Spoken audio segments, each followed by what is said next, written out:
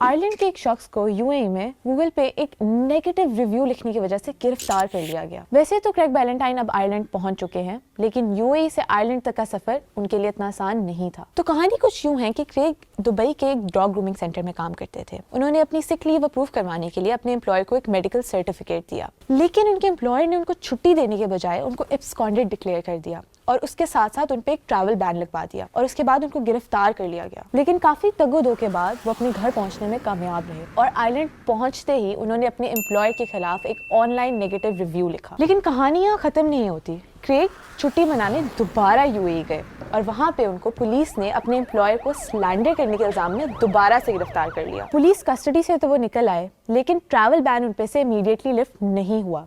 پھر کچھ diplomatic efforts کے بعد ٹریول بین لفٹ کیا گیا، اور اب کریگ فائنلی اپنا کرسمس اپنی فیملی اور فرینڈس کے ساتھ منائیں گے۔ ٹوسٹ یہ ہے کہ ان کو جنوری کے اینڈ پہ اپنی کورٹ ہیئرنگز کے لیے دبئی واپس جانا پڑ سکتا ہے۔